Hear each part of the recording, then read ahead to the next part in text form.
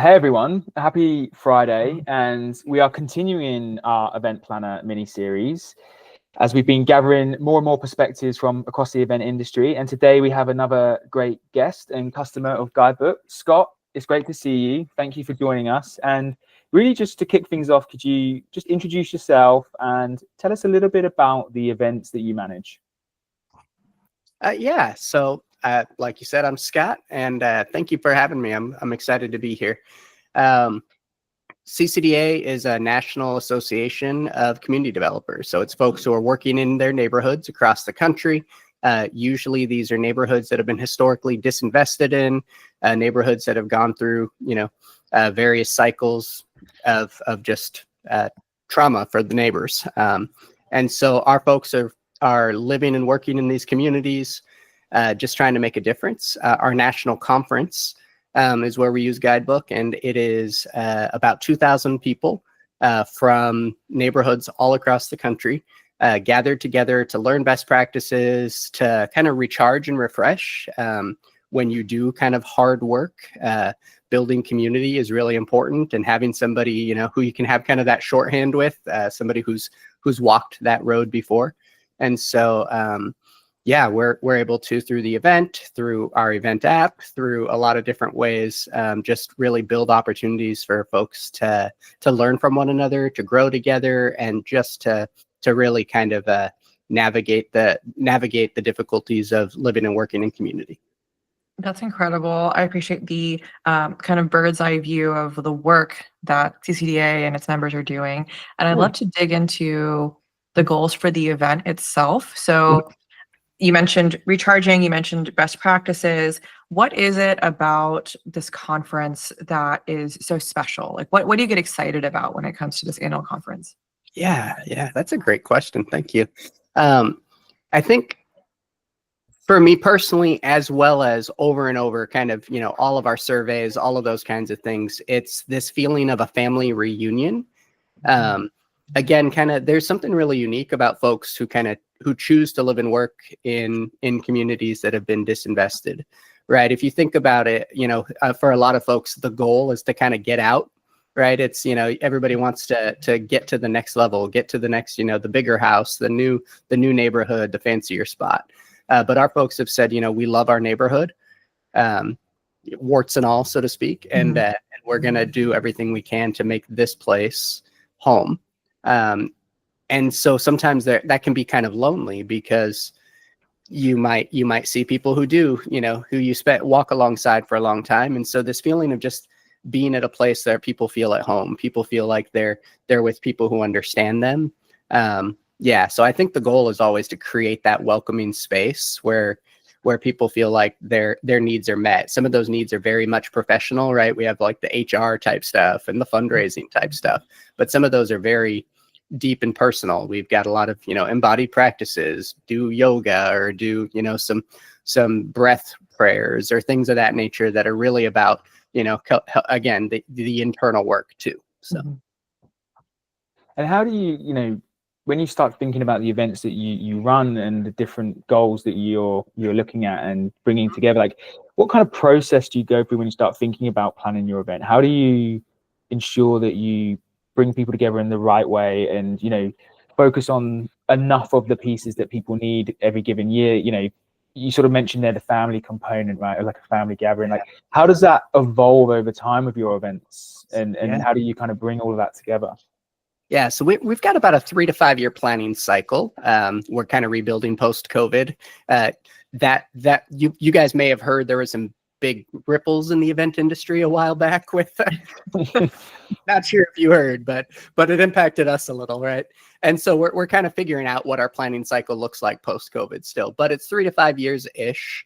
And a lot of it is really building community on the ground. So I do tons of surveys, trips to the city, lunches with leaders, right? I'm sitting down and talking to community leaders, whether it's online, whether it's in person, whether it's through kind of more like, survey type tools.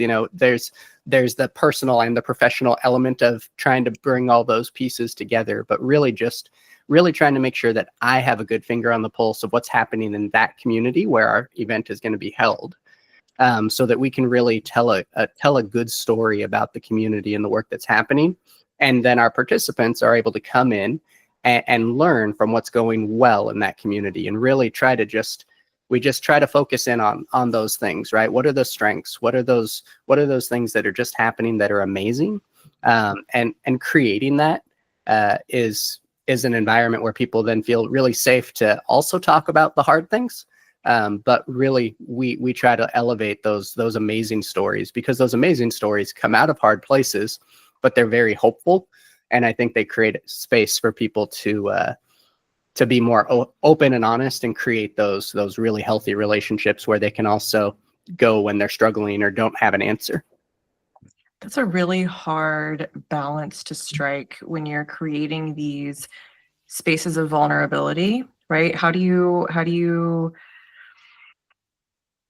speak the hard truths or tell difficult stories that then inspire and, invoke hope rather than maybe depression or pessimism, or like, it's a little Sisyphusian of right, like this huge boulder you're trying to lift. And I want to lean into the challenges a bit more. Like how do you navigate those challenges and find success through this conference? Yeah, so I mean, it's a good question. So I think, and I'm right in the middle, right? We have an event coming up in November. So so on any given day, I might answer this question differently. But obviously, you may have watched the news recently and noticed we're in a somewhat divided time, right? So some of the challenges we run into is, how do you talk about hard issues happening in neighborhoods and not talk about national politics that affect neighborhoods, right? And how do you do that in a way that isn't divisive, but does rally people around, hey, this is a real challenge. We can disagree on the best solution forward at the national level, but we can't disagree that this is a real challenge facing real neighbors in our neighborhoods, right? And how do you have those conversations? So those are some of the challenges I think that I'm seeing a lot right now. We are in a largely religious space as well. Most of our folks come from church backgrounds, and so we also run into the same things that are happening in politics are happening in theology and church, polity and things of that nature. So we're also seeing some of those. Well, if that group is there, I'm not sure that we can, because Gotcha. right. So I think those are some of the challenges just with society right now. They affect every group, right? Just this increased level of kind of dividedness or tribalism. And so I think bringing people together around great stories and just really creating also systems to kind of capture what is the overarching theme. What are the things that everybody's kind of agreeing on right now, and how can we lean into those? So interestingly enough, like last year, what we leaned into was, how do you embrace differences? Yeah. because as we are talking and running into all these challenges with differences, that was the recurring thing that people were saying, oh, it's impacting us. And I'm like, oh, I get it. So so I think that's one of the ways. And then the other, I'm big on technology. Just anytime I can have tools in place to help capture data, analyze data, talk about data, things like that, I think that really helps to just be successful in an event in general. Obviously, we've got sponsorship, and sponsoring when you're having hard conversations can always be a little scary. So really being able to dig into community leaders, statistics, we talk about how are these folks, why are these folks valuable to your organization, for your connections, things like that. So I think there's a lot of different things that we lean into. There's so many different challenges to running a large event. So, but yeah, I'm happy to keep going, but that's really interesting. You sort of mentioned just at the end there around different data points. Are there any kind of core data points that you really utilize when you sort of assess your events year over year? Like, I know you're in quite a long planning cycle. So like, how are you feeding that data in each year to kind of influence your strategies and what changes you might make to an event in the following year or the following event? Yeah, so we do a lot of surveys. We're a membership association, so we also have a lot of profile data. So one of the things we do is we look at our profile data versus our survey data at our events to look at, are our attendees more or less likely to be passionate about topic X or things like that. So we kind of look at those things.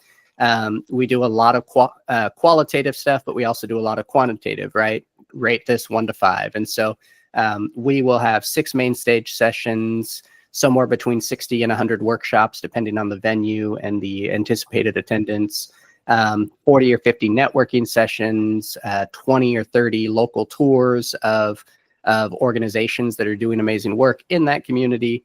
And each and every one of those gets scored, right? Mm-hmm. And so then we're able to take all of that, look at it, and look for trends to make big, high level decisions, but also look at really specific things like, wow, every time we go to an organization that's, does X, people are like, yeah, that's not really what I was looking for, right? We can look at that pretty easily and pretty quickly through a variety of tools that we leverage. And so we really try to, one of our core tenets as an organization, we have our philosophy, it's what it's known as, but it's one of them is listen to the community. And we really, we tell people, if you want to do good work in your community, you need to listen to your community.